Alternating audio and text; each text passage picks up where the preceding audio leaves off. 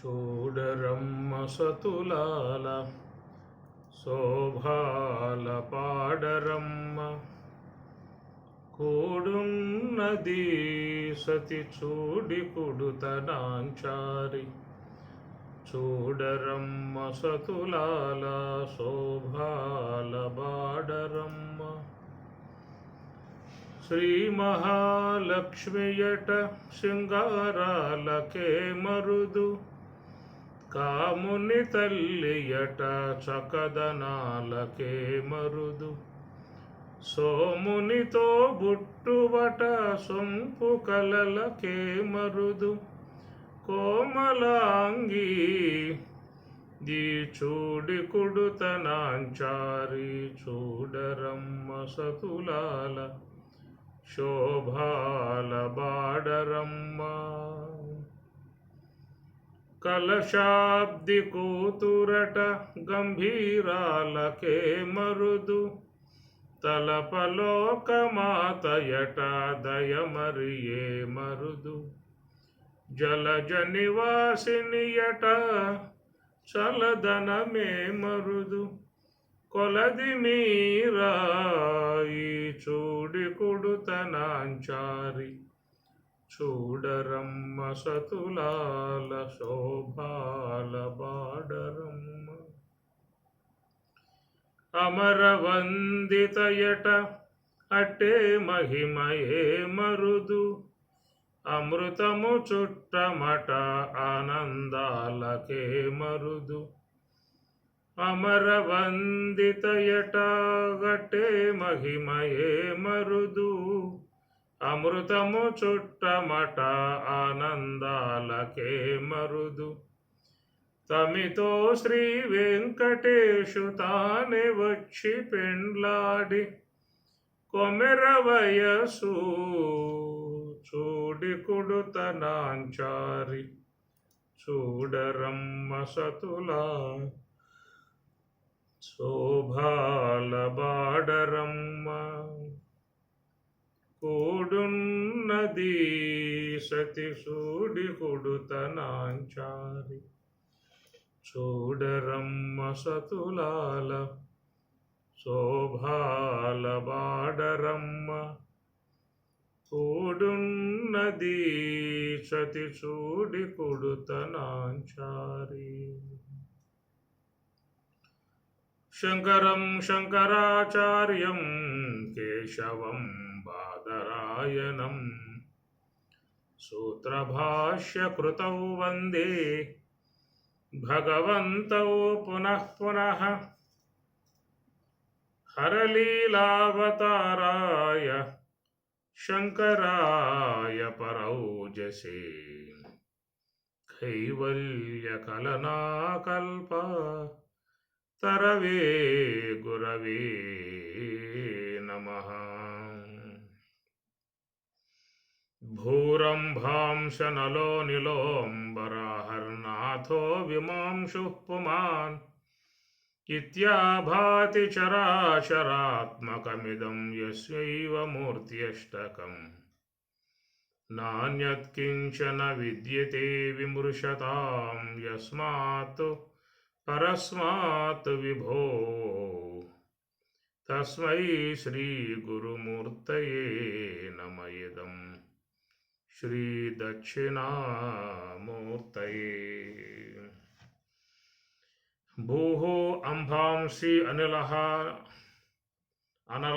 అనిలః అంబరం అహర్నాథః హిమాంశుః పుమాన్ ఇతి ఆభాతి చరాచరాత్మకం ఇదం యస్య ఏవ మూర్తి అష్టకం న అన్యత్ కించన విద్యతే విమృశతాం యస్మాత్ పరస్మాత్ విభో తస్మై శ్రీ గురుమూర్తయే నమ ఇదం శ్రీ దక్షిణామూర్తయే. దక్షిణామూర్తి స్తోత్రములలోని ఒక అంశాన్ని మనం గతంలో కూడా ప్రస్తావించుకోవడం జరిగింది. భూః అంబాంసి అనలః అనిలః అంబరం అహర్నాథః హిమాంశుః పుమాన్. ఇక్కడ మూర్తి అష్టకం 8 అంశాలను శంకరాచార్యుల వారు సర్వేశ్వరుని యొక్క ఆకారముగా చెప్తున్న అంశము. ఈ మూర్తి అష్టకం అనగా 8 విధములుగా ఉన్నటువంటి ఆకారాన్ని గురించి భగవద్గీతలోనూ ప్రస్తావించడం జరిగింది. రమణ భగవానుల వారు కూడా ఈ విషయాన్ని గురించి ప్రస్తావించడం జరిగింది. అట్లనే వేమన తన పద్యాలలో కూడా ఈ విషయాన్ని గురించి ప్రస్తావించడం జరిగింది. ఇంకా ఎంతమంది మహాత్ములు ఈ విషయాన్ని గురించి ప్రస్తావించారో శాస్త్రాన్ని అధ్యయనం చేస్తే మనకు తెలుస్తుంది. కాబట్టి ప్రామాణికంగా మనకు భగవద్గీత అష్టద 8 విధములుగా ఉన్నటువంటి ప్రకృతిని ఆయన అక్కడ వర్ణన చేసిన విధానము. అయితే కొంచెం పోలికలు తేడా కనబడుతూ ఉన్నాయి. ఇక్కడ అహర్నాథ, హిమాంశు, పుమాన్ ఈ 3 మార్పులు. అక్కడేమో ఖం మనః బుద్ధి ఏవచ అహంకార ఇతి ఎమ్మె అని చెప్పని అక్కడ చెప్పినటువంటి మాట. అయితే మిగతా వాళ్ళు కేవలం అష్టమూర్తి భృత్ దేవ పూజనం అనగా వాటి వివరణాత్మకముగా వాళ్ళేం పోలేదు. అష్టమూర్తులు అని చెప్పని మాత్రం అది చెప్పడం జరిగింది. వేమన కూడా అదే అంశాన్ని ప్రస్తావించాడు.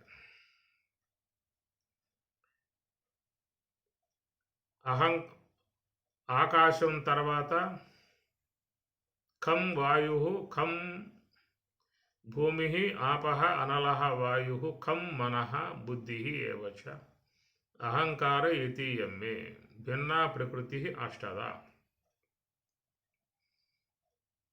అక్కడ వెష్టిలో నడవటం జరిగింది. మనః బుద్ధి అహంకారము అని అది వెష్టి. సమిష్టిలో వేరే చోట్ల ఆయన గారు ప్రస్తావించడం జరిగింది. మమ యోనిర్ మహద్బ్రహ్మ తస్మిన్ గర్భం దదామ్యహం.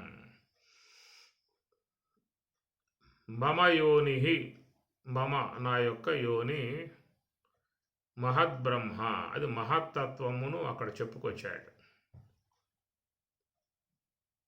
అటనే అవ్యక్త తత్వాన్ని గురించి అవ్యక్తాత్ వ్యక్తయః సర్వాః ప్రభవంతి ఆహ ఆగమే. అవ్యక్తాత్ వ్యక్తయః సర్వాః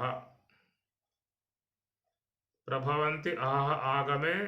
రాత్రి ఆగమం అనేటువంటి దాంట్లో అవ్యక్త తత్వం యొక్క అంశం మనకు అక్కడ దాంట్లో గోచరిస్తుంది. సర్వయోనిషు కౌంతేయ మూర్తయః సంభవంతియాః తాసాం బ్రహ్మ మహద్యోనిః అహం బీజః ప్రదఃపిత అని ఇక్కడ పైన ఉన్నటువంటి శవలబ్రహ్మము యొక్క అంశాన్ని ఇక్కడ ప్రస్తావిస్తారు. సర్వయోనిషు కౌంతేయ మూర్తయః సంభవంతి. మూర్తయః అనేక ఆకారములు. మూర్తయః అంటే ఆకారములు. సర్వయోనిషు అంటే అన్ని యోనులు అని అర్థం. ఏటన్ని యోనులు అని చెప్పనంటే సర్వయోనిషు షష్ఠీ భక్తి బహువచనం.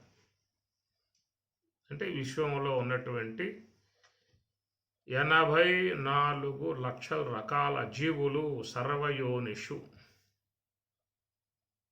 మనం గతంలో చెప్పుకున్నాము, విశ్వంలోకి జీవులు శరీరములు ధరించి మళ్ళా వ్యక్తం కావటానికి 4 మార్గములు ఉన్నాయి అని గతంలో చెప్పుకున్నాం. అవి శ్వేతజములు అనగా మాలిన్యజములు, వృక్షజములు అనగా ఉద్బీజములు, ఉద్బీజములు, అండజములు, యోనిజములు. ఈ ప్రకారంగా ఈ ప్రాణులు అనగా జీవులు సూక్ష్మదేహముతో కలిసి ఈ విశ్వం నుంచి మన ప్రయాణములు కొనసాగుతూ ఉన్నాయి. ఆయువు తీరిపోయిన మరుక్షణములో, ప్రారబ్ధ కర్మ అయిపోయిన మరుక్షణములో ఈ శరీరము నుండి వెలువడేటువంటి జీవుడు సూక్ష్మదేహము అనబడేటువంటి దాన్ని తోడు చేసుకుని ఇక విశ్వగర్భంలోకి వాడు ప్రవేశిస్తూ ఉన్నాడు. ఇక సూక్ష్మదేహం అంటే దాంట్లో సమాచారం అంతా దాంట్లో ఉన్నది. సమాచారం వాడికి కావాల్సినటువంటి సముదాయం అంతా కూడా ఆ సూక్ష్మదేహములో ఉన్నాయి. కర్మేంద్రియములు, జ్ఞానేంద్రియములు, అంతరేంద్రియములు ఇవి వ్యవహారానికి యోగ్యమై ఉన్నటువంటి పరికరములు. అవి సూక్ష్మదేహంనే అంటి ఉంటాయి. అవి జారిపోవటము, ఇంకక్కడ రాలిపోవటము అనేది ఉండదు. అవన్నీ సూక్ష్మదేహమునందు అతుక్కుని ఉన్నాయి. ఎట్లయితే స్థూల దేహములో గోళకములు అంటి ఉన్నాయో, నేత్రము, శ్రోత్రము, ఘ్రాణము, జిహ్వ, అట్లా కర్మేంద్రియ సంబంధ గోళకాలు, జ్ఞానేంద్రియ సంబంధ గోళకాలు స్థూల దేహంలో అవన్నీ అంటుకుని ఉన్నాయి కదా. ఇవన్నీ స్థూల దేహంలో చేరి ఉన్నాయి. అట్లాగా మరి జ్ఞాన కర్మేంద్రియములన్నీ కూడా సూక్ష్మదేహములో నిక్షిప్తం చేయబడ్డాయి.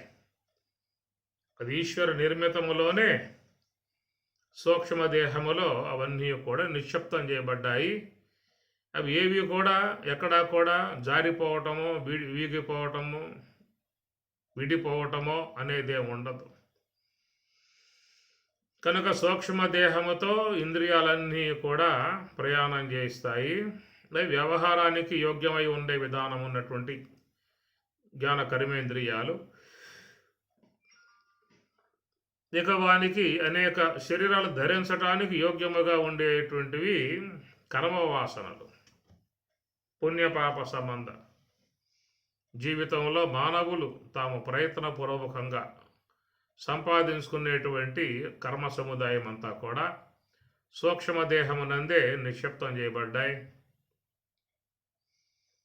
వాటితో పాటు మరి ఈ గుణ వ్యవహారం అనగా మానవుని యొక్క శాంత ఉద్రేకములు కలగజేసేటువంటి రెండు తెగరగా ఉన్నటువంటి దైవీ సంపత్తిగా చెప్పేటువంటి, ఆసురీ సంపత్తిగా చెప్పేటువంటి గుణాలు కూడా మరి ఆ సూక్ష్మదేహమునందే ఇమిడి ఉన్నాయి.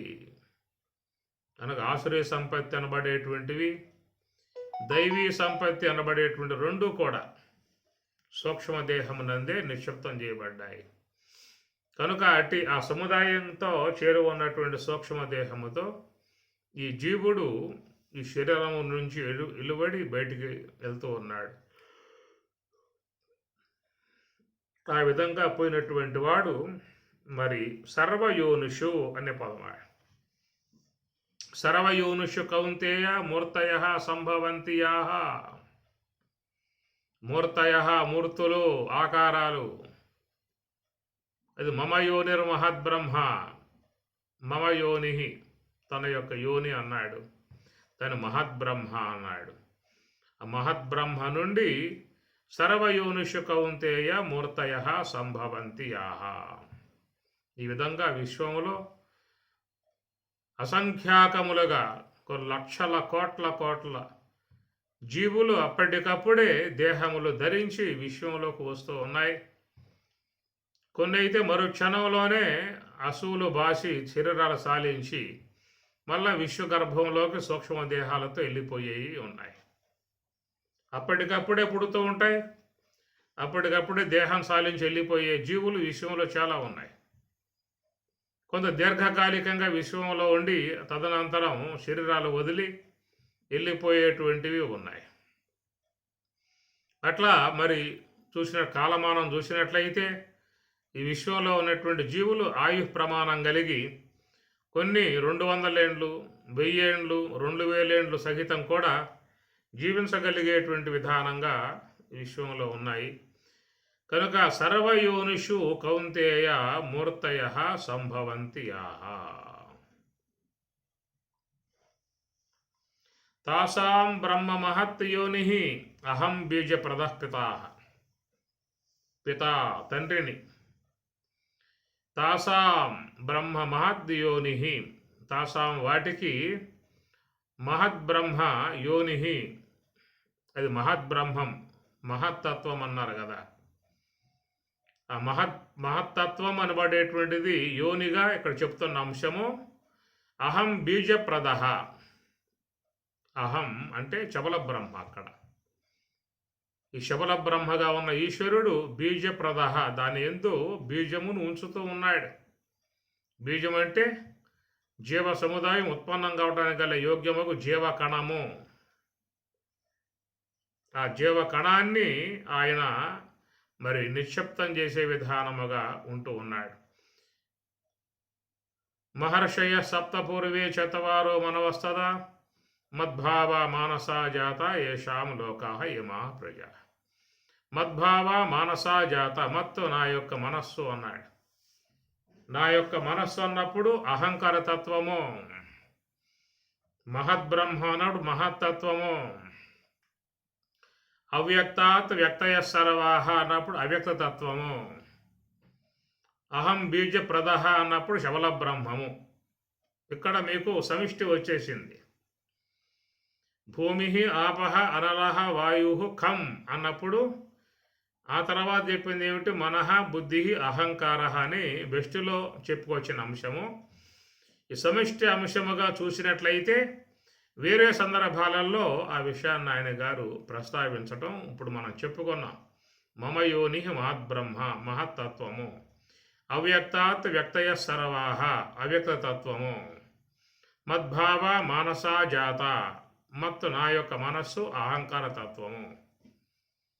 ఈ ప్రకారముగా విశ్వ జగత్తు నిర్మాణానికి ఒక పునాదిగా ఉన్నటువంటి వాటిలను గురించి మనకు స్వామివారు వీర సందర్భాలలో చెబుతున్నటువంటి విధానము. అయితే ఈ విషయాన్ని శంకరులు మరొక కోణంలో తీసుకొస్తూ అహర్నాద హిమాంశు పుమాన్ అన్న మాటలు వాడాడు. అనగా అహంకార తత్వము కాడ, మహత్తత్వము కాడ, అవ్యక్త తత్వం కాడ ఏం చెప్పారు ఇక్కడ? అహర్నాద అనేది హిమాంశు అనే అంశము. తర్వాత పుమాన్, పుమాన్ అంటే పురుషుడు అని అర్థం. కనుక ఈ పురుషుడు ఏంటంటే అవిద్య ఉపాధి కలిగి ఉన్నటువంటి జీవుడు కాబట్టి అవ్యక్త తత్వం కాడ, అవ్యక్త తత్వము కాడ జీవుని యొక్క అంశాన్ని చెప్పుకొచ్చాడు శంకరాచార్యుల వారు. అహర్నాద హిమాంశు పుమాన్, అహంకార తత్వము, మహత్తత్వము, అవ్యక్త తత్వం కాడ పుమాన్ అంటే పురుషుడు అన్నాడు. ఈ అవ్యక్త తత్వం అనబడేటువంటిది మలిన సాత్వికమై ఉన్నట్లయితేనేమో క్షరపురుషుడు, శుద్ధ సాత్వికమై ఉన్నట్లయితేనేమో అక్షర పురుషుడు. అవ్యక్త తత్వాన్ని బట్టే మనకు ఇక్కడ మరి మలినమై ఉన్నటువంటి అంశమైతేనేమో జీవుడు, శుద్ధమై ఉన్నటువంటి అంశమైతేనేమో ఈశ్వరుడు. ఈ జీవేశ్వరులకు కారణం ఏంటంటే అవ్యక్త తత్వముకు మాయ. ఈ మాయయే విద్యగా ఉన్నది, అవిద్యగా ఉన్నది. విద్యాంచ అవిద్యాంచ యస్తద్వేదో భయం సహ అవిద్యయా మృత్యుం తీర్త్వా విద్యయా అమృతమశ్నుతే విద్యాంచ అవిద్యాంచ అని ఈశావాస్యం. విద్యాంచ అవిద్యాంచ, విద్య అవిద్య అనేటువంటి దాయకాలుగా జీవేశ్వరులకు కారణమై ఉన్నటువంటి విధానము. అందువల్ల ఇక్కడ శంకరులు మనం చెప్తూ హిమాంశు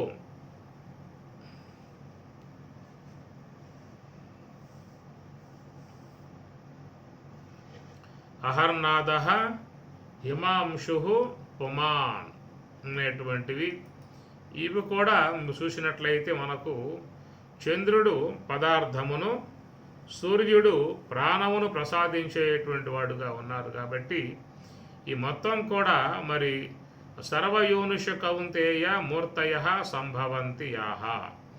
కనుక విశ్వమునందు ఒక ప్రవృత్తి విధానములో విశ్వ జగత్తంతా కూడా పరిణామ విధానముగా జరుగుతున్నటువంటి అంశము. కాబట్టి ఇది ఈ యొక్క అంశం చూసినట్లయితే ఇటు జన్మ పరంపరలకు హేతువుగా ఉన్నటువంటి అంశము, ఇది మోక్ష మార్గానికి దోవ చూపేటువంటి అంశము. కనుక ఇవి ప్రవృత్తి పరముగా సాగినట్లయితేనేమో ఈ జన్మ పరంపరలుగా ఉన్నటువంటిది, నివృత్తి పరముగా సాగినట్లయితేనేమో మోక్షకారకము అవుతాయి. కాబట్టి అష్టమూర్తులు అనబడేటువంటివి అష్ట ఆవరణములు అనబడతాయి సాధకులై ఉన్నటువంటి వారికి. ఎవరైతే నివృత్తి మార్గంలో ప్రయాణం చేసి బ్రహ్మానుభవాన్ని పొందేటువంటి యొక్క అపేక్ష కలిగి ఉన్నారో, అట్టి బ్రహ్మానుభవ అపేక్ష కలిగి ఉన్నటువంటి వారికేమో ఇవి అష్ట ఆవరణములవుతాయి.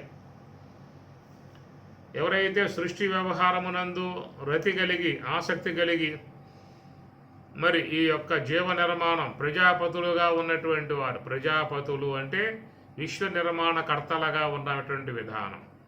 ఎట్లయితే బ్రహ్మ ప్రజాకామో వై ప్రజాపతి సహ మిథునం ఉత్పాదయతే రయించ ప్రాణంచ అని చెప్పనే విధానంగా ఎట్లా ప్రజాపతి బ్రహ్మదేవుడు ప్రజాపతి అంటే లోకలందరూ ప్రజాపతులే అనగా జగత్తు యొక్క జీవ నిర్మాణ విధానములో చూసినట్లయితే అందరూ కూడా ప్రజాపతులుగా ఉన్నారు.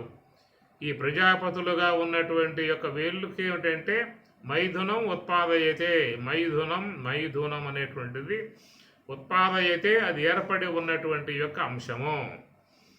కనుక మైథునమునకు తోడ్పడేటువంటివి రయించ ప్రాణంచ. రయించ ప్రాణంచ అనేటువంటిది శంకరాచార్యుల వారు ఎక్కడ అహర్నాథ హిమాంశు చంద్రుడు, అహర్నాథ సూర్యుడు, రెండింటిని అందించాడు ఎక్కడ, పుమాన్ అనగా పురుషుడు. కాబట్టి పురుషునికి మరి యొక్క ప్రజాపతిగా మరి విశ్వ నిర్మాణ విధానములో జీవ నిర్మాణ విధానములో చేసేటువంటి యొక్క ఇతనికి ఈ రెండు కూడా తోడ్పడేటువంటివిగా ఉన్నాయి. ఏమిటా రెండు అని చెప్పనంటే అహర్నాథ హిమాంశు. అహర్నాథ అనే సూర్యుడేమో ప్రాణప్రదాతగా ఉన్నాడు, హిమాంశు చంద్రుడేమో పదార్థ ప్రదాతగా ఉన్నాడు. కాబట్టి ఈ రెండింటినీ కూడా ఆసరాగా చేసుకుని మరి యొక్క పుమాన్ పురుషుడగు ఈ జీవుడు ప్రజాపతి మైథునం అనేటువంటి యొక్క ఉపకరణమును తీసుకుని విశ్వంలో ఈ జీవ నిర్మాణం చేసేటువంటిదిగా లోకములో అందరూ ప్రజాపతులే. కామాత్మాన స్వర్గపరా జన్మ కర్మ ఫలప్రదాం క్రియా విశేష బహుళాం భోగైశ్వర్య గతిం ప్రతి భోగైశ్వర్య ప్రసక్తానాం తయా అపహృత చేతసా. ఇది స్వామి చెప్పిన మాట గీతలో. కామాత్మాన కామాత్ములై స్వర్గపర స్వర్గమునందు అపేక్ష గలవారై జన్మ కర్మ ఫలప్రదాం అనేక జన్మలు ఎత్తేటువంటి యొక్క ఉద్దేశం గలవారై క్రియా విశేష బహుళాం అనేక క్రియలను వాళ్ళు ఆచరించి తిరిగి మరలా ఈ విశ్వంలో మరొక రూపాన్ని ధరించి ఈ విశ్వంలోకి వచ్చి ఈ జీవ నిర్మాణం చేసుకునే విధానముగా చాలా వరకే ఉన్నటువంటి విధానమే. ఈ విషయాన్ని ఉపనిషత్తులు కూడా ప్రతిపాదిస్తూ ఉన్నాయి. దాంట్లో ఏమంటారు, ఈశావాస్యంలో ఇది తైత్రీయంలో వచ్చేటువంటి మాట ప్రజాకామో వై ప్రజాపతి అనేది ప్రశ్నోపనిషత్తు అయితే ప్రజాతంత్రం నా వ్యవచ్ఛేత్సీహి అనే మాట వాడతాడు తైత్రీయంలో. ప్రజాతంత్రం అనగా ప్రజాతంత్రం అంటే ఆ యొక్క ఉత్పత్తి అన్నమాట, జీవుల ఉత్పత్తి విషయంలో నా వ్యవచ్ఛేత్సీహి దాన్ని విచ్ఛిన్నం చేయకూడదు అని చెప్పని అంటాడు. కాబట్టి ప్రకారముగా ఇక్కడ చూసినట్లయితే లోకములో సర్వమానవులు కూడా ప్రజాపతులే. సర్వమానవులే కాదు, సర్వయోనిషు కౌంతేయ మూర్తయ సంభవంతి యాహ తాసాం బ్రహ్మ మహద్యోని అహం బీజ ప్రదపితా అన్న విషయములో సర్వయోనిషు కౌంతేయ విశ్వంలో ఉన్నటువంటి సర్వజీవులు కూడా మరి ఈ జీవోత్పత్తికి తోడ్పడుతున్నటువంటి విధానమే. ఇది అహర్నిశలు సాగుతున్నటువంటి విధానం. అన్ని జీవుల యందు కూడా ఇది ఈ యొక్క స్వాభావికముగా ఏర్పడ్డటువంటి ఈ ప్రజా కామోవై ప్రజాపతి మైథునం అనేటువంటి యొక్క అంశము సకల జీవులలో కూడా స్వాభావికముగా ఏర్పడి ఉన్నటువంటి యొక్క అంశాన్ని అన్ని జీవులు కూడా ఈ వైపుకే ఎక్కువ శాతం ప్రయాణం చేస్తున్నటువంటి విధానము. దీనిని తప్పించుకుని బయటపడటానికి అవకాశం కూడా లేని విధానముగా ప్రగాఢముగా, ఎందువల్లంటే ఆయన ప్రజాపతి తపస్సు చేసి పైగా నిర్మాణం చేసిన విధానం కనుక దాని యందు దాని యొక్క అనుగమనముగా అన్ని జీవులు కూడా చూసినట్లయితే ఎప్పుడూ కూడా అదే దృక్పథముతో పయనిస్తున్నటువంటి విధానము. సర్వయోనిషు కౌంతేయ మూర్తయ సంభవంతియా. మూర్తయ అంటే ఆకారములు, మూర్తయ అంటే ఆకారములను లోకములో ఎలువడింపజేయటానికి సర్వజీవులు కూడా నిరంతరముగా అట్టి ఆ మార్గముననే అవలంబిస్తున్నటువంటి విధానము. ఇది ఈ మాట మన గతంలో కూడా చెప్పుకున్న ఒక అంశాన్ని గురించి. సదృశం చేష్టతే స్వస్యా ప్రకృతే జ్ఞానవాన్ అపి ప్రకృతిం యాంతి భూతాని నిగ్రహ కిం కరిష్యతి. ఈ ప్రకృతిం యాంతి భూతాని, ఈ ప్రకృతి పరముగా వచ్చినటువంటి యొక్క ఈ స్వాభావికమై ఉన్నటువంటి యొక్క మైథునం అనబడేటువంటి అంశము అన్ని జీవులు కూడా ఆ యొక్క మార్గములు అవలంబించేటువంటివిగా ఉన్నాయి. నిగ్రహ కిం కరిష్యతి, నిగ్రహణం అనేటువంటిది కిం కరిష్యతి ఏమి చేయగలదు. జ్ఞానవాన్ అపి అనగా అందరూ కూడా దీనికి ప్రగాఢముగా ప్రబలముగా ఉన్నటువంటి యొక్క అంశము కాబట్టి ఈ ప్రజాపతులై సృష్టి నిర్మాణం చేసే విధానములో ప్రయాణం చేసేటువంటి యొక్క అంశముగా మనకు భగవద్గీతలో స్వామివారు ఇచ్చినటువంటి యొక్క విషయము. అదే శంకరాచార్యుల వారు మరి అహర్నాథ హిమాంశు పుమాన్ అని చెప్పడంలో ఉద్దేశం ఏంటంటే, అహర్నాథ అంటే సూర్యుడు, హిమాంశు అంటే చంద్రుడు అన్నమాట. ఈ రెండు కూడా విశ్వ ఉత్పత్తికి మూలకారకములుగా ఉన్నటువంటివి. మా భగవద్గీత 15వ అధ్యాయంలో కూడా స్వామివారు చెబుతూ మరి ఓషధయ, ఈ చంద్రుడు ఓషధులను ఉత్పత్తి చేసి సకల జీవుల యందు అవిట్లా నిక్షిప్తం చేసి సృష్టి నిర్మాణానికి హేతువుగా ఉన్నటువంటి దానాన్ని గురించి మనకు భగవద్గీత 15వ అధ్యాయంలో స్వామి చెప్పేటువంటి యొక్క మాటలు అక్కడ ఉన్నాయి. ఏమి సోమో భూత్వ రసాత్మక అనే శ్లోకంలో మీకు అంశాలు దాంట్లో వస్తాయన్నమాట. కాబట్టి ఈ అంశాన్ని గురించి ఇక్కడ శంకరాచార్యుల వారు కూడా చక్కగా అది సృష్టి సంబంధమై ఉన్నటువంటి యొక్క అంశం సకల జీవులు కూడా స్వాభావికముగా ఆ మార్గములో అనుగమనముగా పోతున్నటువంటి విధానము. దీనిని ఎవరు కూడా ఆపగలిగేటువంటి యొక్క శక్తి ఎవరికి కూడా లేదు. ఎందుకంటే ఇది ఈశ్వర సంకల్పాత్మకముగా ఏర్పడ్డటువంటి యొక్క అంశము. ప్రతి శరీరంలో కూడా రక్తనాళాలలో ఆ యొక్క రక్త కణాలలో చేరి ఉన్నటువంటి యొక్క ఆ జీవ కణాలు ఈ దేహమంతా కూడా అది ప్రసరణ కలిగి, దేహమంతా కూడా విస్తరణ కలిగి నిరంతరముగా ఉత్పన్నమయ్యేటువంటి విధానం.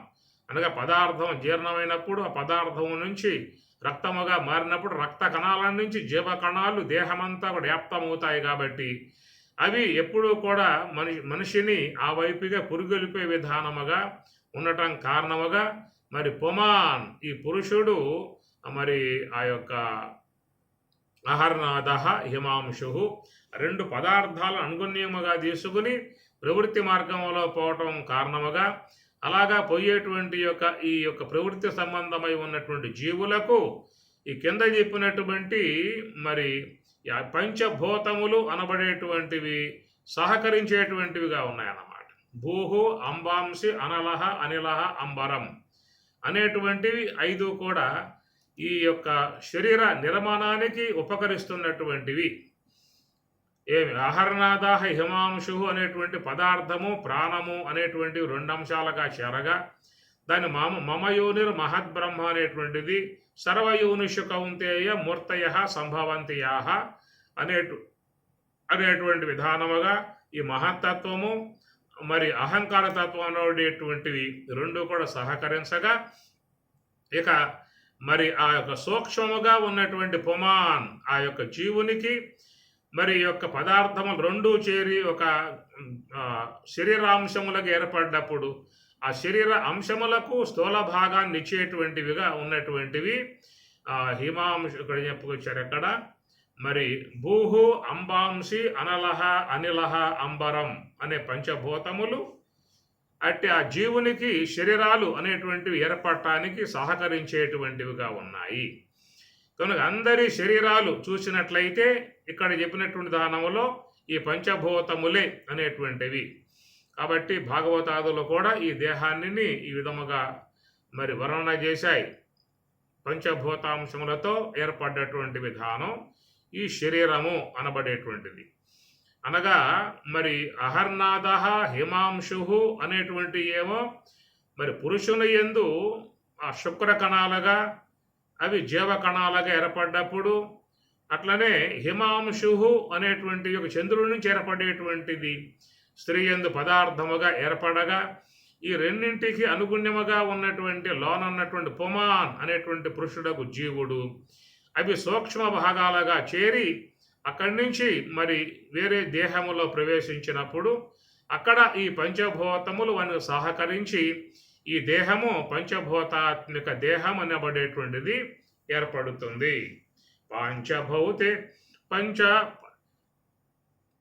పాంచభౌతికమైన భవనంబు దేహంబు అనే భాగవతం. పాంచభౌతికమైన భవనంబు దేహంబు పురుషుండు దీనిలో పూర్వకరమ వశమునొకవేళ వర్తించు. కాబట్టి సూక్ష్మముగా ఉన్నటువంటి అహర్నాద హిమాంశు ఆ రెండు కేవలం సూక్ష్మ పదార్థాలు. అది స్త్రీ దేహమునందు పురుష దేహమునందు ఏర్పడ్డటువంటి రెండు పదార్థాలు సూక్ష్మాంశములుగా ఉన్నాయి. ఆ రెండింటి కలయిక చేత ఆ తర్వాత ఏర్పడేటువంటి దానికి ఈ పంచభూతములు తోడై మానవుని యొక్క దేహములు రావటానికి విశ్వములో వ్యక్తమై గోచరించటానికి హేతువులుగా ఉన్నటువంటివి. కనుక తల్లి గర్భములో నవమాసములుగా ఉన్నటువంటి యొక్క వానికి ఈ పంచభూతాంశములు తోడై మరి ఆ యొక్క 9 మాసాలలో ఒక రూపకల్పన చేసుకుని విశ్వంలోకి ప్రవేశించినప్పుడు ఇక విశ్వంలో కూడా మరి పంచభూతాలను స్వీకరించే ఆ దేహము కూడా పెరగటం జరుగుతుంది. కాబట్టి ఈ ప్రకారముగా లోకములో అన్ని జీవులు కూడా ఈ ప్రకారముగా సర్వయోనిషు కౌంతేయ మూర్తయ సంభవంతియాహ. కనుక మూర్తయ ఇది బహువచనం. మూర్తి మూర్తయ బహువచనం. అది మూర్తయ అంటే బహువచనం. ఎందుకంటే విశ్వంలో లక్షల కోట్ల జీవులు మూర్తులు ధరించి విశ్వంలోకి వస్తూ ఉన్నాయి కాబట్టి మూర్తయ బహువచనంలో చెప్పుకొచ్చాడు. సర్వయోనిషు అని చెప్పి అంటాం కారణముగా అన్ని శరీరాలు కూడా మరి యొక్క ప్రజాపతి కర్మను అన్ని జీవులు పాటిస్తూ ఉన్నాయి. అక్కడ ఒక మానవుడే కాదు.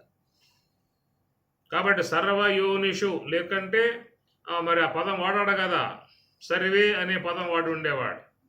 కనుక సర్వయోనిషు అనే షష్ఠీ భక్తి వాడటంలో ఉద్దేశం ఏంటంటే మరి అన్ని జీవులు కూడా ఈ కర్మనే పాటిస్తున్నటువంటి విధానం కనుక దానివల్ల మూర్తయ సంభవంతి, అనేక మూర్తి ఆకారములు అనేటువంటివి లోకంలోకి వస్తూ ఉన్నాయి. కాబట్టి ఈ ప్రకారముగా అందరూ కూడా ఈ అష్టమూర్తులుగా ఉన్నటువంటి ఈశ్వరుని యొక్క తనువులుగా, అష్టమూర్తులు ఈశ్వర తనువులుగా ఉన్నటువంటివి ప్రవృత్తి మార్గం వైపుకే అన్ని జీవులు నడుస్తూ ఉన్నాయి. కాబట్టి నివృత్తి మార్గం అనేటువంటి యొక్క అంశం ఎక్కడ ఏ జీవి కూడా పాటిస్తున్నటువంటిది కాదు. ఏ ఒకానొకడో మనుష్యానాం సహస్రేషు కశ్చిత్ యతతే సిద్ధయే యతదామపి సిద్ధానాం కశ్చిత్ మాం వేత్తి తత్వతః. మనుష్యానాం సహస్రేషు మనుషులలో ఏ ఒకానొకడో, సహస్రేషు అంటే వేల కొలది అనే అర్థం అన్నమాట. మరి ఈ వేల కొలది లక్షల కొలదిగా ఉన్నటువంటి జీవులలో కశ్చిత్ ఒకానొకడు మాత్రమే అష్టమూర్తులను అష్ట ఆవరణములుగా ఆయన అధిగమించే విధానములో స్వరూపం వైపుకు ప్రయాణం చేస్తున్నటువంటి వారు. మిగతా వారంతా ఏమిటని చెప్పానంటే మమ యోని మహద్బ్రహ్మ తస్మిన్ గర్భం దదామ్యహం సంభవంతి సర్వభూతానాం. కాబట్టి ప్రకారముగా ఈ ప్రవృత్తి అంశాన్నే అన్ని జీవులు కూడా పాటిస్తున్నటువంటిది. దాదాపుగా లోకములో ఈ ప్రకృతి భావాన్నే అందరూ కూడా పొంది ఉన్నారు. ఇది చాలా ప్రబలమై ఉన్నటువంటి యొక్క విధానము. దీని నుంచి బయటపడటానికి ఎవరికి కూడా సాధ్యమయ్యేటువంటి యొక్క అంశము కాదు. ఇది ప్రకృతి అనేది చాలా నిబద్ధతతో నియంత్రణ కలిగి ఉన్నటువంటి యొక్క విధానం కనుక మీరు చూసినట్లయితే పురాణములలో మీకు కనపడేటువంటి యొక్క అంశములు మొత్తం కూడా ఇవే. మీరు పురాణములు తీయండి, 18 పురాణాలలో చూసినట్లయితే మీకు అడుగడుగునా కూడా ఏమిటబ్బా ఇది అనే సందేహాలుగా కనబడే అవకాశం ఉంటుంది. ఎందుకంటే ఒక నివృత్తి మార్గాన్ని అపేక్షించి ఉన్నాం కాబట్టి, మోక్ష మార్గం అపేక్షించి ఉన్నాం కాబట్టి, బ్రహ్మైక్య భావన పొందాలని అపేక్ష కలిగి ఉన్నాం కాబట్టి, అలాంటి గల వాళ్లకు అవి చూసినప్పుడు ఇదేమిటప్ప అనేటువంటి ఒక ఆశ్చర్యం గొలిపే విధానముగా మీకు పురాణాలు కనపడతాయి. కానీ ప్రవృత్తి మార్గాన్ని లక్ష్యముగా పెట్టుకుని పోయేటువంటి వారు మాత్రం వాటిని సగౌరవంగా వాటిని చూసే విధానముగా వాళ్ళల్లో ఉన్నది. కాబట్టి మీ కావ్యములు తీయండి, రఘువంశము కానీ, మేఘ సందేశము కానీ, ఇంకా అనేక కుమార సంభవం కానీ కావ్యములు తీయండి. ఈ కావ్యములలో ఉండేటువంటివన్నీ కూడా మీకు ఈ ప్రవృత్తికి ఈశ్వర సంకల్పాత్మకముగా జరిగేటువంటి ఈ ప్రవృత్తి విధానముగా ఉన్నటువంటి మైథున సంబంధమై ఉన్నటువంటి యొక్క అంశాన్ని మీకు చాలా వరకు ప్రస్తావన చేసేటువంటివి ఈ కావ్యములు. ముఖ్యంగా ఈ కావ్యములను మనకి సంస్కృత విద్యా విధానాలలో అవి ముఖ్యంగా చెప్తారు అక్కడ. ఎందుకంటే సంస్కృతం బాగా రావాలని చెప్పానంటే కావ్యములను అధ్యయనం చేయాలి. ఆ కావ్యములంటే మరి వర్ణనాత్మకముగా ఉంటాయి కాబట్టి అనేక పదములు, పదజాలములు, ఉత్పత్తులు, దాంట్లో వ్యాకరణ సంబంధ అంశాలు అనేకం వస్తాయి కాబట్టి సంస్కృతం అధ్యయనం చేసేటువంటి వాళ్ళు తప్పనిసరిగా ఈ యొక్క వ్యాకరణాలని ఈ కావ్యాలని అధ్యయనం చేస్తారు వాళ్ళు ముఖ్యంగా. కాబట్టి కావ్యములలో మీరు చూసినట్లయితే ఈ ప్రజాపతి సంబంధమై ఉన్నటువంటి కర్మ సంబంధ అంశమే మీకు గోచరిస్తుంది. కనుక దానికి వాళ్ళు దాన్ని గౌరవించారు, దాన్ని పూజ్య భావనగా తీసుకున్నారు. కాబట్టి పంచయజ్ఞములలో ఒక యజ్ఞముగా, అది భూత యజ్ఞముగా, పితృయజ్ఞముగా వాళ్ళు గ్రహించినటువంటి దానము. ఈ విషయాలు మీ కఠోపనిషత్తులోనూ వస్తాయి. తర్వాత బృహదారణ్యకోపనిషత్తులో యాజ్ఞవల్కి బోధించేటువంటి విధానం లాస్ట్లో మీకు ఈ యొక్క అంశాలు యాజ్ఞవల్కి బోధిస్తాడు ఈ పంచాగ్నులు అంశము గురించి. అందువలన ఈ ప్రవృత్తి విధానాన్ని గౌరవిస్తూ, ప్రవృత్తి విధానం వల్ల పయనిస్తూ, ఈ ప్రవృత్తినే ప్రగాఢముగా గౌరవంగా చూసేటువంటి వారు వాట్లను దాని పట్ల ప్రజాపతి సంబంధమై ఉన్న కర్మయగు, మైథున సంబంధమై ఉన్న కర్మను వాళ్ళు సగౌరవంగా చూసిన విధానం కాబట్టి మీకు ఆలయాల మీద కూడా మీకు ఇలాంటి యొక్క అంశము భంగిమలే మీకు కనపడతాయి. ఒకసారి మీరు ఎప్పుడైనా కోనార్క పోయిరండి, కోనార్కలో చూసినట్లయితే ఆశ్చర్య గొలిపేటువంటి యొక్క అంశములు. ఎందుకంటే నివృత్తి మార్గం అని, ఆత్మజ్ఞానం అని, మోక్షం అని, ధ్యానం అని ఉండేటువంటి వాళ్ళకి ఇది ఆశ్చర్యం గొలిపే అంశమే తప్ప ప్రవృత్తి మార్గంలో పయనించేటువంటి వారికి అది సగౌరవంగా వాళ్ళు ఒక పూజ్య భావనగా గ్రహించిన విధానము. ఎందుకంటే సూర్యుడు ఆయన జీవకణాలకు ప్రధానమై ఉన్నటువంటి యొక్క దేవత కాబట్టి మీ కోణార్కలో చూస్తే ఆలయం అంతా కూడా మీకు అలాంటి యొక్క సంబంధ అనుబంధాలు కలిగజేసేటువంటి అంశాలే మీకు గోచరించే విధానం ఉంటుంది. హలిబేడు వెళ్ళండి, బేలూరు వెళ్ళండి, అక్కడ కూడా ఆ శిల్ప సౌందర్యములలో మీకు కనపడేటువంటిది ఈ ప్రజాపతి సంబంధ కర్మయే అక్కడ గోచరిస్తుంది. ఆలయాల మీద ముద్రించారు, కావ్యములలో ముద్రించారు. మరి అనేక మంది మహాత్ములు భాగవతం అయితే మీకు భాగవతం దశమస్కందంలో వ్యాస భాగవతంలో పోయి చూడండి, అక్కడ మీకు కొంత ఆశ్చర్యం గొలిపే విధానంగా ఆ యొక్క వర్ణన అనేది ఉంటుంది. సాధారణంగా మీరు దానిని జుగుప్సాకరంగా చూసి ముందుకెళ్తారే తప్ప దానిని చదవటానికి ఇష్టపడరు. భాగవతం పోతన వాచ్యులు కూడా అంశాన్ని తీసుకున్నాడు. మీరు పోతన భాగవతంలోకి పోతే దశమ స్కందంలో లీలా విధానముగా గోపి లీలా విధానం ఉన్నటువంటి యొక్క అంశాలన్నీ కూడా మీకు అక్కడ ప్రజాపతి సంబంధ అంశాలే గోచరిస్తాయి. అవి చూసినప్పుడు కొంచెం మనసు కొంచెం చివుక్కుమనే అవకాశం ఉంటుంది. ఎమ్మటే ఆ యొక్క ప్రకరణం దాటేసి ముందుకెళ్ళేటువంటి ప్రయత్నమే చేస్తారు. కానీ అక్కడ పోతన మాత్రం దానిని సగౌరవంగానే తీసుకోవడం కారణముగా అద్భుతముగా ఆయన రచన కొనసాగింది భాగవతంలో. కాబట్టి పోతన భాగవతంలో పోయినటువంటి యొక్క పోకడ కొంచెం తగ్గింది, కానీ వ్యాస భాగవతంలో మాత్రం చాలా విస్తృత స్థాయిలో అది నడుస్తుంది. కనుక వ్యాసునికి అది మరి ఆ మనసుకి ఎలాంటి యొక్క భావంగా ఆయనకు అనిపించలేదు. అది కూడా సృష్టి వ్యవహారంలో భాగం కాబట్టి సగౌరవంగానే దాన్ని గ్రహించి అక్కడ ఆయన చాలా శ్లోకాలు దానికి అక్కడ చూపిస్తాడు. ఇదేమిటబ్బా, వ్యాసులు ఎంత విస్తృతంగా పోయాడు, ఎంత పామరుడా అనేటువంటిది కూడా సాధారణంగా గోచరించే అవకాశం ఉంటుంది. మీరు ఎప్పుడన్నా చదవగలిగితే వ్యాస భాగవతం దశమ స్కందంలో పోయి చదవండి. అయితే అక్కడ మనస్సు వేరే అంశాలకు పోకూడదు, వేరే జుగుప్స అంశాలకు పోకూడదు, ఏకీయమైనటువంటి భావాలుగా పోకూడదు. కేవలం ఒక పూజ్య భావనగానే వాళ్ళు మరి ఆ యొక్క దానిని పంచయజ్ఞానంలో యజ్ఞముగా ఉన్నటువంటి యొక్క భాగాన్ని కృష్ణ పరమాత్మ యందు పూజ్య భావనగానే దానిని అక్కడ వర్ణన చేసి పెట్టిన విధానం. ఆ తర్వాత జయదేవుడు కూడా దానిని అష్టపదులలో చాలా మరి విస్తృత స్థాయిలో కూడా ఆయన పోయిన విధానము. జయదేవ్ అష్టపదులు చూసినట్లయితే మీకు అర్థం కాదు, కాబట్టి సంస్కృతం రాని కారణంగా మీకు అవి ఒక సుందరప్రదముగా కనపడతాయే తప్ప మీకు అర్థం తెలిస్తే మాత్రం కొంచెం అవి మీరు చదవటానికి కూడా ఇబ్బంది పడే పరిస్థితి ఉండవచ్చు. రతి సుఖ సారే గతమభిసారే సరస మనోహర వేషం నతురుని తంబిని గమన విలంబన అని ఇట్లాగా అవన్నీ కూడా రాధా మాధవ అనే అంశం మీద మీకు జయదేవులు చాలా మరి ఎందుకో వాళ్ళ భావనలో అది ఒక పూజ్య భావనగా పోయారే తప్ప ఒక జుగుప్సాకరమైనటువంటి యొక్క అంశముగా వాళ్ళకి అది గోచరించలేదు. అది పరమాత్మ అనగా ఈశ్వరుడు ఏ యొక్క సృష్టి కార్యం కోసం నిర్మాణం చేసుకున్నాడో దానిని ఈశ్వరుని యొక్క నిర్మాణాత్మకమై ఉన్న కార్యం కాబట్టి వాళ్ళు దాన్ని ఈశ్వరుని యందు ఎలాంటి యొక్క భక్తి భావన ఉన్నదో ఆయన యొక్క నిర్మితమై ఉన్నటువంటి యొక్క అంశాన్ని కూడా వాళ్ళు పూజ్య భావంగానే తీసుకోవటం కారణంగా వాళ్ళు అంత విస్తృత స్థాయిల్లో పోగలిగారు.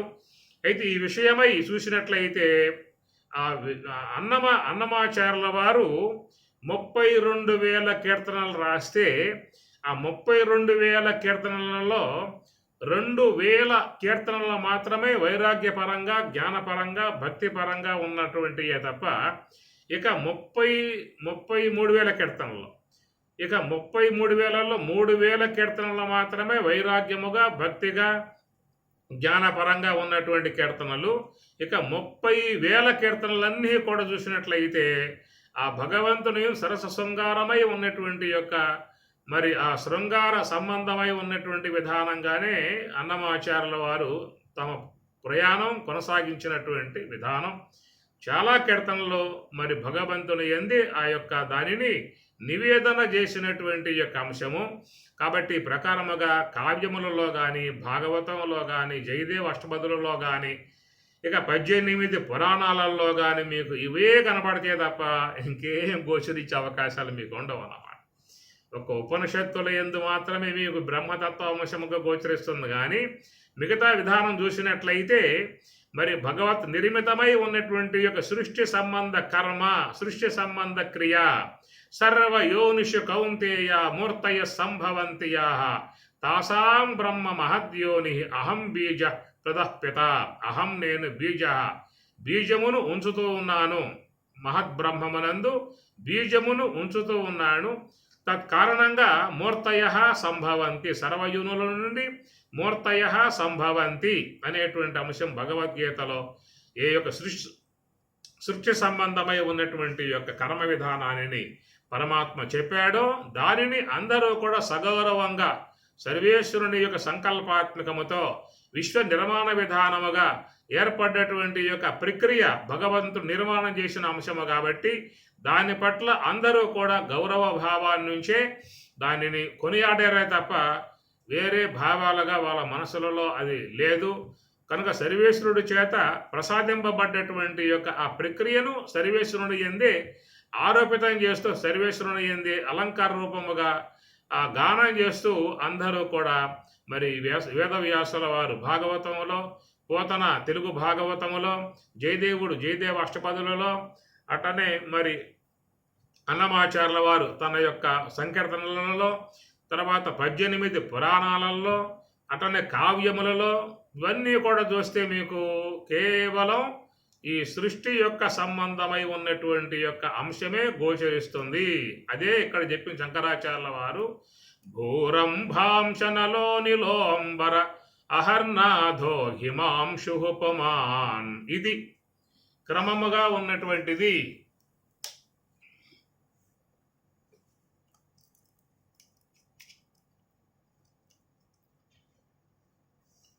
క్రమముగా సాగుతున్న ఈ శ్లోకం మొత్తం కూడా దానికి అన్వయం అవుతుంది. చాలా వరి ఇత్యాభాతి చరాచరాత్మకమిదం యస్యైవ మూర్తి అష్టకం. ఈ విధముగా మూర్తి అష్టముగా ఈ యొక్క సాకార మూర్తిగా ఈ యొక్క ఈశ్వరుడు ఉన్నాడు. అంటే ఆ ఈశ్వరుని యొక్క ప్రక్రియే ఈ విశ్వములో గోచరిస్తుంది.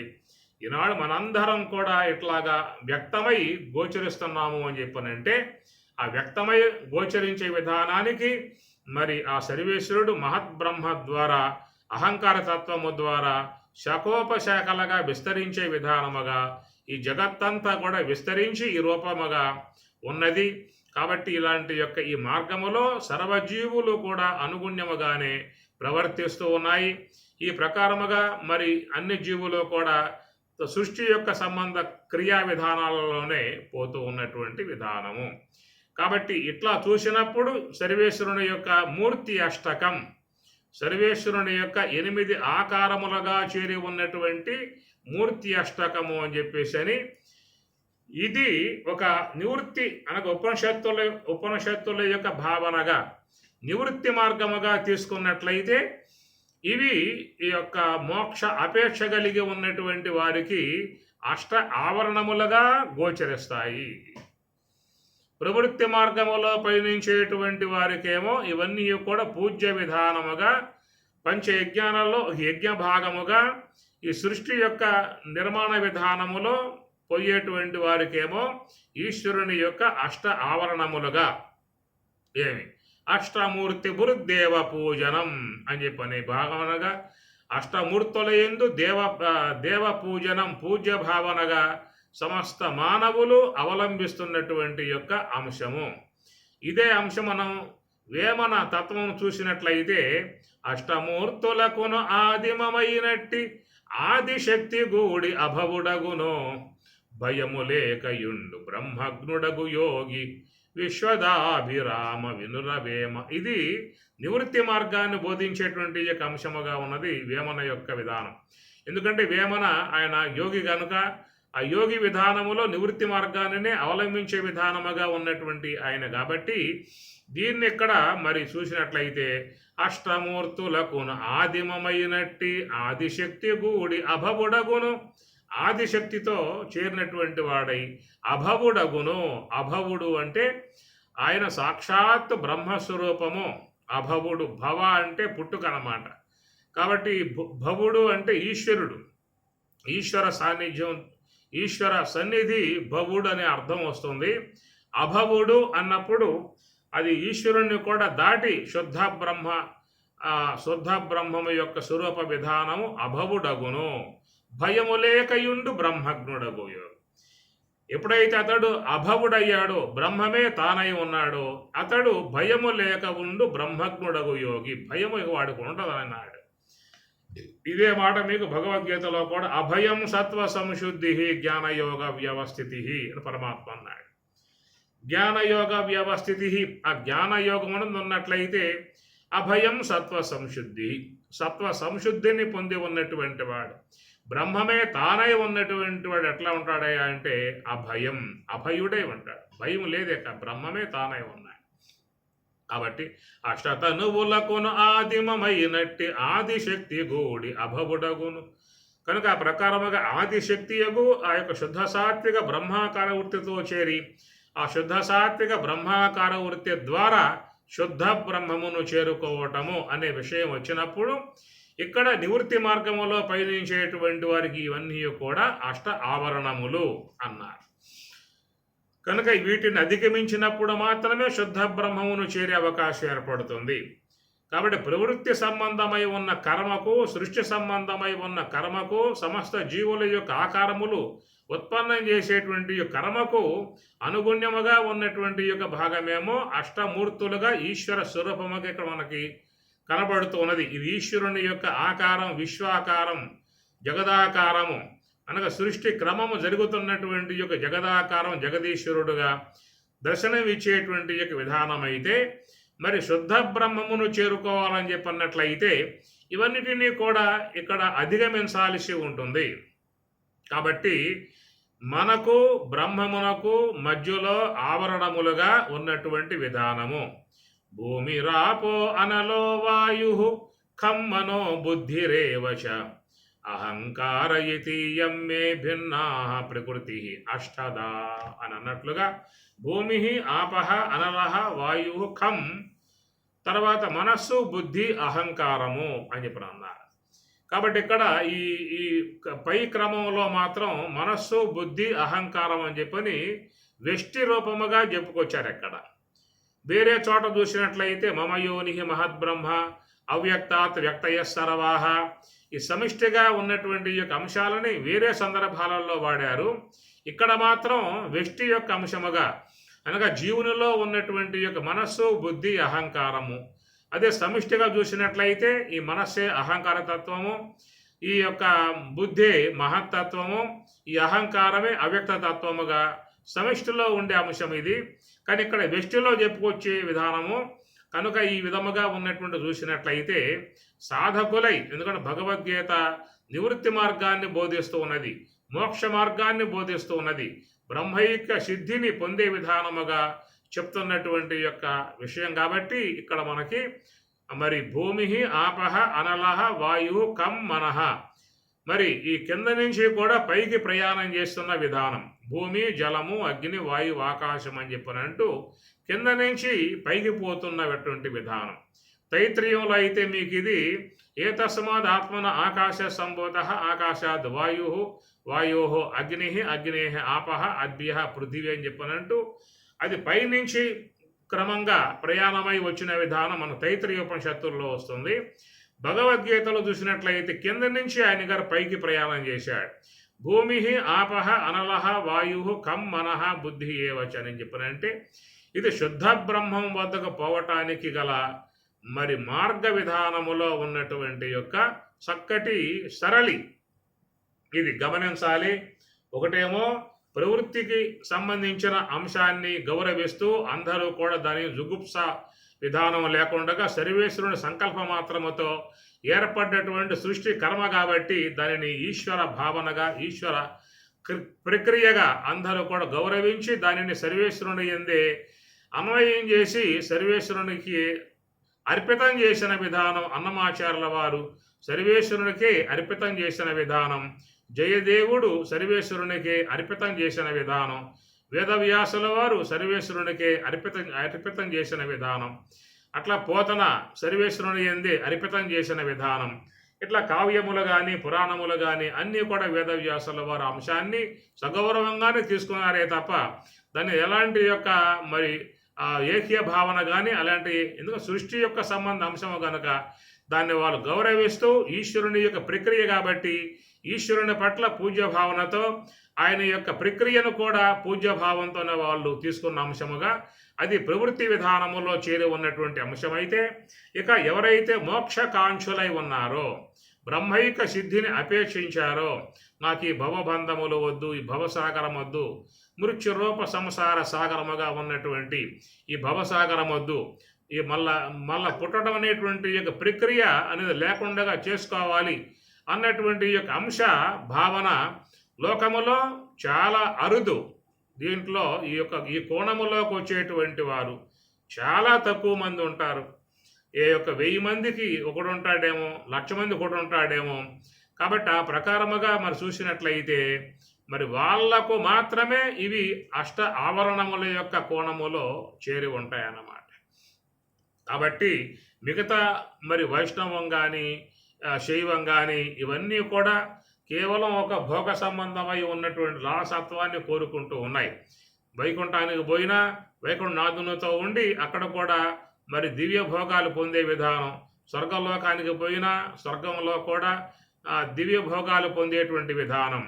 తేతం భుక్త్వా స్వర్గలోకం విశాలం త్రయీ విద్యామాం సోమపాహ పోతపాపాహ యజ్ఞైః ఇష్ట్వా స్వర్గతిం ప్రార్థయంతే తే పుణ్యమాసాద్య సురేంద్రలోకం అని పరమాత్ముడు భగవద్గీతలో త్రయీ విద్యామాం పోతపాప పవిత్ర అట్లా ఈ వేదముల ద్వారా యజ్ఞాదులు కొనసాగించి దాని ద్వారా పుణ్యమును ఆర్జించుకొని దివ్యలోకాలకు పోయి దివ్యలోకాలలో ఆ యొక్క సుఖభోగాలు అనుభవించేటువంటి విధానముగా ఇవన్నీ కూడా చూసినట్లయితే సకల జీవులు కూడా మరి యొక్క ఈ ప్రక్రియనే అవలంబించి ఉన్నటువంటి విధానము. ఇతర మరి సాంప్రదాయకాలు కూడా అలాంటి యొక్క అంశాలనే బోధిస్తూ ఉన్నాయి తప్ప కేవలం ఒక బ్రహ్మ భావన, బ్రాహ్మీ అనుభవము అనేటువంటి విధానము, ఒక అద్వైత సిద్ధాంతం అనేటువంటి దాంట్లో మాత్రం మీకు కనపడుతుంది తప్ప మిగతావన్నీ కూడా ఈ లోకములోనూ దివ్యముగా జీవించాలి, సుఖభోగాలు అనుభవించాలి, వేరే లోకాలకు పోయినా కానీ అక్కడ కూడా దివ్య భోగాలు అనుభవించాలి, సకల సుఖాలని శీలించాలి అనేటువంటి విధాయకాలుగా అన్ని సాంప్రదాయకాలు కూడా ఉన్నటువంటివి. ఒక అద్వైత సిద్ధాంతంలో మాత్రమే ఇక్కడ జన్మరాహిత్యము, బ్రాహ్మీ అనుభవము, బ్రహ్మైక్య విధానం అనేటువంటిది వస్తూ ఉన్నది. ఈ భావనను అవలంబించేటువంటి వారి లోకంలో చాలా తక్కువ మందిగా ఉన్నటువంటి వారు. ఇతర మతాలు, అనేక మతాలు యొక్క విశ్వంలో ఉన్న క్రైస్తవులు కానీ ఇస్లామికులు కానీ అందరూ కూడా ఏదో దివ్యలోకాలకు పోవాలి, ఆ దివ్యలోకాలలో అనేక భోగాలు ఉంటాయి, భోగాలు భోగించాలి అనేటువంటి యొక్క ఆ విధానం ప్రవృత్తి సంబంధమై ఉన్నటువంటి యొక్క భావం వైపుకే అన్నీ కూడా ప్రయాణం చేస్తున్న విధానం కనుక ఇప్పుడు ఉపనిషత్ సంబంధముగా చూసినట్లయితే ఇక్కడ భూమి, జలము, అగ్ని, వాయువు,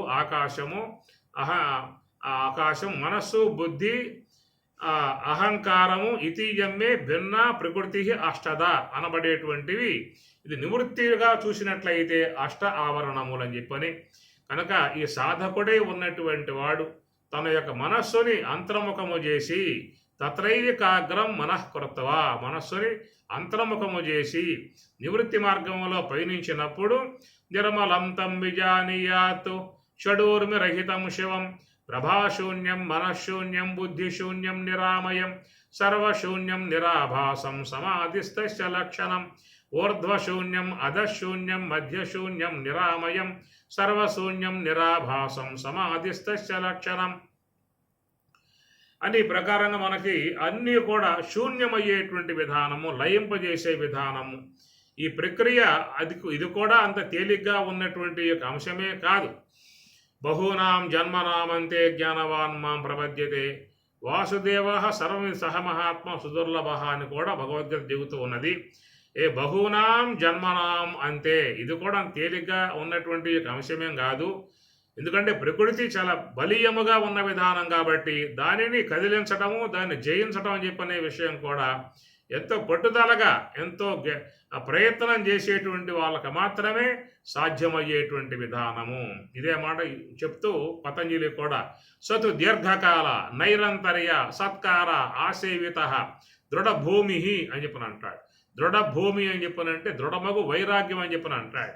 ఈ వైరాగ్యం కూడా యతమానము, వ్యతిరేకము, ఏకేంద్రియమని 3 రకాలుగా ఉంటుంది. వాటిల్లో యతమానము అనేటువంటి దాంట్లో మరి 3 ఉంటాయి. మళ్ళా ఒకటి తీవ్రము, మందము, తీవ్రము, తీవ్రతరం అని చెప్పిన 3 రకాలుగా ఉంటాయి. ఇక మందము అనే దాంట్లో మనం చెప్పుకుంటూ ఉంటాం. ప్రసూతి వైరాగ్యము, శ్మశాన వైరాగ్యం, పురాణ వైరాగ్యాలన్నీ కూడా ఈ మందములో సాగేటువంటి విధానాలు. అప్పుడప్పుడు దుఃఖాలు ఏర్పడ్డప్పుడు, బాధలు ఏర్పడ్డప్పుడు, వాళ్ళ మాట ఇంట్లో చల్లనప్పుడు, ఉన్న ఆస్తులు పోయినట్లయితే, ఇలాంటివన్నీ కూడా వచ్చినప్పుడు కొంచెం వైరాగ్యం వస్తుంది. మళ్ళీ ఏమంటే అది కాస్త బీగిపోతుంది. కాబట్టి దీన్ని మంద వైరాగ్యం అన్నారు. కాబట్టి తీవ్రతరం గల వైరాగ్యాలు కొంతమందికి ఉంటాయి. అలాగా ఉన్నటువంటి వాడిని ఇక్కడ పతంజలి దృఢభూమి అని చెప్పని అంటాడు. అంటే దృఢభూమి, అలాంటి దృఢమగు వైరాగ్యం కలిగి ఉన్నటువంటి వాడు మాత్రమే దీర్ఘకాల నైరంతర్య అనే మాటలు వాడాడు. దీర్ఘకాల అంటే దీర్ఘకాలం, ఎక్కువ సమయాన్ని మరి కొనసాగించే విధానము. నైరంతర్య నిరంతరం, ఉదయం లేచింది మొదలు పడుకోబోయేదాకా ఎప్పుడెప్పుడు తనకు అవకాశం ఉంటుందో అప్పుడప్పుడల్లా కూడా యోగ మార్గాన్ని శీలిస్తూ ఉంటాడు. దాన్ని పరమాత్మ గీతలో బోధిస్తూ భగవద్గీతలో తస్మాత్ సర్వేషు కాలేషు యోగయుక్తో భవార్జున అన్నాడు. తస్మాత్ సర్వేషు కాలేషు, అన్ని కాలములలో కూడా నువ్వు ఈ యొక్క యోగాన్ని శీలించాలి అని చెప్పని అంటాడు. అదే ఉత్తర గీతలో చూసినట్లయితే ఆసీనోవా శయానోవా గచ్చన్ తిష్టన్ సదా అశుచి సర్వకాల ప్రయత్నేన యోగయుక్తో భవార్జున అని ఉత్తర గీత. ఆసీనోవా ఆగి ఉన్నావా, శయానోవా పడుకుని ఉన్నావా, గచ్చన్ నడుస్తూ ఉన్నావా, తిష్టన్ ఆగి ఉన్నావా, సర్వకాల ప్రయత్నం, ఏ కార్యములలో ఉన్నప్పటికీ కూడా అన్నాడు. అశుచిగా ఉన్నప్పటికీ కూడా అని చెప్పని అన్నాడు. కాబట్టి యోగయుక్తో భవార్జున అంటాడు. ఇలాంటి ఈ ప్రయత్నం దృఢభూమి, ఇట్టి ప్రయత్నం చేసేటువంటి వారు మాత్రమే అచర కాలములోనే ఆ యొక్క రమణ భగవానులాగా, లక్ష్మీనారాయణులాగా, అన్నయ్య తీర్థస్వాముల వారిలాగా, మరి యమదగ్ని, యాజ్ఞవల్కి, వశిష్ఠుడు లాంటి మహాత్ములందరూ కూడా లాంటి యొక్క వైరాగ్యమును అవలంబించేవారు అచల కాలంలో బ్రహ్మభావన పొందే విధానం అయ్యింది. ఇక ఏతావత్తు మనలాంటి వాళ్ళ విషయం చూసినట్లయితే ఏదో లాంఛనప్రాయంగా ఉదయం స్నానం చేశామా, మరి ఆ కాసేపట్ల దర్భాసనం వేసుకుని కూర్చొని 10 నిమిషాలు అట్లా అటు ఇటు ఊగి నమస్కారం పెట్టి బయటపడే విధానాలు. కాబట్టి ఇది కొంచెం మనకి దీర్ఘకాలికంగా పట్టే అవకాశాలు లాంటివి దీంట్లో ఉంటాయి. అందుచేత ఇక నివృత్తి మార్గ విధానంగా చూసినప్పుడు ఇవి అష్ట ఆవరణములుగా ఉన్నటువంటివి. భూమి జ్ఞానేంద్రియము, జలము జిహ్వేంద్రియము, అగ్ని నేత్రేంద్రియము, వాయువు త్వగేంద్రియము, ఆకాశము శ్రోత్రేంద్రియము, బాహ్యేంద్రియములను ఉపసంహరణ చేసుకుని ఇక లోనికి ప్రయాణం చేసినప్పుడు మయ్యేవ మన ఆదస్వ మయి బుద్ధిం నివేశయ నివశిష్యసి మయ్యేవా అన్నట్లుగా ఆ మనస్సును బుద్ధిని అహంకారమును బ్రహ్మమునందు లయింపజేసినటువంటి వాడు నివశిష్యసి మయ్యేవా, అతడు నాయందే ఉండే విధానమవుతుంది. నేనే వాడు, వాడే నేను. జ్ఞానీతో ఆత్మైవ మేమతం. కాబట్టి జ్ఞాని అయితే ఆత్మయేవ, భగవంతునికి జ్ఞాని వేరుగా లేడు అని పరమాత్మ అంటాడు. ఇందులో స్వరూపత ఒకటే, ప్రత్యేగాత్మ పరమాత్మల ఏకమై ఉన్నటువంటి వస్తువు బ్రహ్మము. కాబట్టి అట్టి ఆ యొక్క బ్రహ్మము అనే విధానములో పరమాత్మ ఆ యొక్క జ్ఞాని యోగి ఇద్దరు కూడా ఒకే స్వరూపముగా ఉండే విధానం అవుతుంది. కాబట్టి ఈ ప్రకారముగా అష్టమూర్తులకును ఆదిమమైనట్టి ఆదిశక్తి గూడి అభవుడగును. ఆదిశక్తి అని చెప్పినట్టు శుద్ధ సాత్విక బ్రహ్మాకార వృత్తియగు మహాకారణము. ఆ మహాకారణమే హంస. ఆ హంస యొక్క ఆశ్రయములు ఉన్నటువంటి వాడే ఆదిశక్తి కూడి అభవుడగును అనగా శ్వాస లయమైపోయిన తర్వాత శ్వాస మనస్సు రెండు లయమైపోయినప్పుడు కేవలం బ్రహ్మమే ఉంటుంది. కాబట్టి ఆ బ్రహ్మమే ఉండే విధానమే అభవుడగును అంటాడు. భయము లేకయుండు బ్రహ్మజ్ఞుడగు యోగి అని చెప్పని ఈ ప్రకారముగా మనకున్నటువంటి యొక్క ఈటిని భూహు అంబాంసి భూరంభాంశనలో నిలోంబరమహర్నాదో హిమాంశు పుమాన్ 8 కూడా ఇత్యాభాతి ఇది ఆభాతి చరాచరాత్మకమిదం యస్యైవ మూర్త్యష్టకం చరాచరాత్మకం. ఈ చరాచరాత్మకమై ఉన్నటువంటి జగత్తంతా కూడా సర్వయోనిషు కౌంతేయ మూర్తయ సంభవంతి యాః తాసాం బ్రహ్మ మహద్యోని అహం బీజ ప్రదఃపిత. ఇది సర్వేశ్వరుడు ఇష్టపడి ఏర్పాటు చేసుకున్నటువంటి సృష్టి క్రియ, సృష్టి క్రమం కనుక దాని యందు జుగుప్సాది అంశములు అవసరం లేదు. అది ఒక పవిత్ర భావనగానే మహాత్ములందరూ కూడా అన్నమయ్య, వేదవ్యాసులు, అటనే జయదేవులు, కావ్యములలో మహాత్ములు, పురాణములలో అన్నింటి ఎందు కూడా ఒక భగవత్ క్రియ కాబట్టి దాని ఎందు పూజ్య భావనగానే పంచయజ్ఞములలో యజ్ఞకర్మగానే వాళ్ళు భావించి అందరూ ప్రజాపతులై ఈ సృష్టి కార్యక్రమానికి, ఈశ్వర సంకల్పానికి అనుగుణ్యముగా ప్రవర్తిస్తున్న విధానం ఒకటైతే, రెండవది మోక్ష కాములై వాటిని అధిగమించి భూమి, జలము, అగ్ని, వాయువు, ఆకాశం, అహంకారతత్వం, మహత్తత్వం, అవ్యక్తత్వం అధిగమించి శుద్ధ బ్రహ్మమును పొంది ఉన్నటువంటి విధానము. కాబట్టి ప్రవృత్తి అంశములో ఉన్న అది వాళ్ళకి సగౌరవంగానే పూజ్య భావనగానే చూడగలిగారు. నివృత్తి మార్గములో ఉన్నప్పటికీ కూడా వాళ్ళు తన పట్ల సగౌరవ భావన, పూజ్య భావనగానే వాళ్ళు చూడగలిగారు. రెండు పక్షాలలో వాళ్ళు చక్కగా ప్రయాణం చేశారు. అటు ప్రజాపతులుగా అయి ఆ తర్వాత నివృత్తి మార్గంలో పయనించి బ్రాహ్మీ అనుభవాన్ని పొందే విధానముగా కాబట్టి ప్రకారముగా ఇటు ప్రవృత్తికి కానీ నివృత్తికి కానీ రెండు పక్షాలకు ఈ 5 కారణమై ఉన్నటువంటి యొక్క అంశము. ఓం సహనా భవతు సహనౌ భునక్తు సహ వీర్యం కరవావహై తేజస్వినావధీతమస్తు మా విద్విషావహై. ఓం శాంతి శాంతి శాంతి. హరి ఓం తత్సతు. శ్రీ గురుభ్యో నమః. హరి ఓం.